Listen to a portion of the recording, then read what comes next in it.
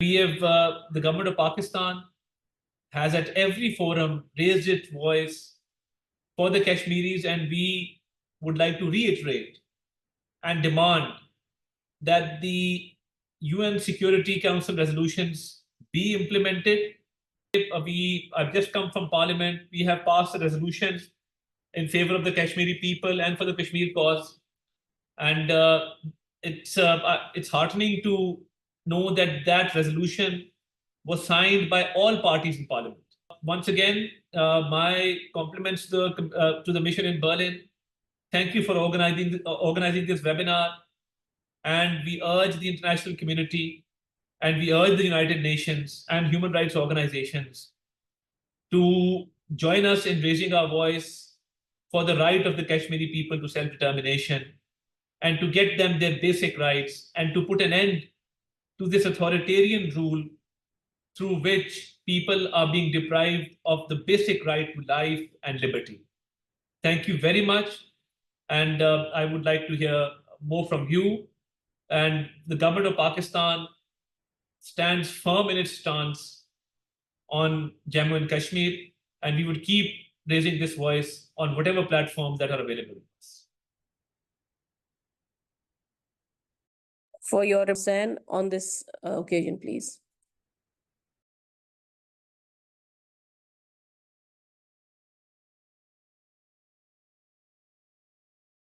To dilute the Muslim population in Jammu region, and after that, the power center, the chief minister's power office will be meaningless without powers. All the powers are shifted to chief lieutenant governor, and all the divisional. We should try to show them bright face of Azad Kashmir to the people of world, and we should invite international NGOs, international authorities, press, media to Azad Kashmir, so that the propaganda against Pakistan and Azad Kashmir through some NGOs or through some individuals at international forums should be diluted, because Azad Kashmir is very important, the base camp for us, and is the development, the education. They are very much advanced in this, but we are not showing the bright future up and bright face of Azad Kashmir. We should, especially the ambassador, should focus on that. Insist, and whatever it's up to me, I will do with all my friends to support Pakistan, to support your efforts to get this thing. This has to be done in good order, because we are talking not only about human rights, but with what all happened to the people living there. And therefore, Her Excellency and you all, whatever I can do as a normal German being, I will do. I promise it to all your predecessors, Madam Ambassador. But somehow, when it comes to Kashmir, this is completely, it has just been locked up. And we have seen that it has even scrapped the State Human Rights Commission in Srinagar in October 2019. And there is no independent human rights activist or any international media or international politicians to go and see the ground situation. Whereas in Azad Kashmir, anybody can go there. It's peaceful. There are no draconian laws there.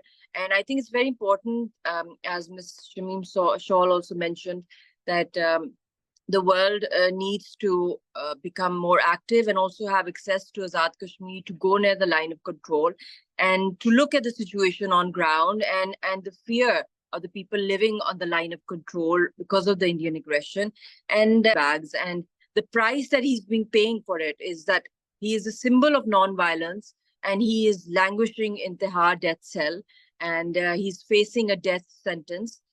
And the next hearing is on 8th of August.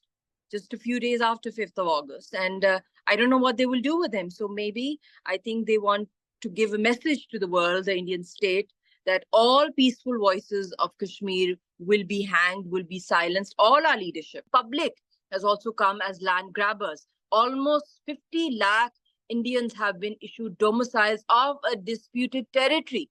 They are imbalancing the voice, the indigenous voice of the Kashmiris. And on this basis, they have conducted these recent elections in which they are glorifying that there was a huge voter turnout. But those were majority of those people were Indians. They were not Kashmiris that were coming out to the polling. All over the globe for marking this day and reminding the world of this dark day of the history when the state of Indian occupied Jammu and Kashmir was dismembered by the Indian BJP RSS regime and was dismembered into 2 union territories.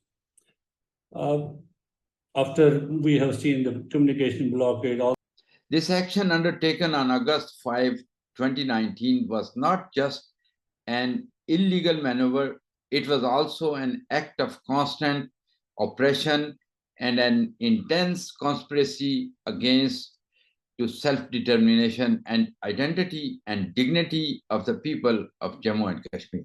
Call upon the United Nations, European Union, international human rights bodies, and global community to take a stand against these violations, hold India accountable for its brutal action in occupied Jammu and Kashmir.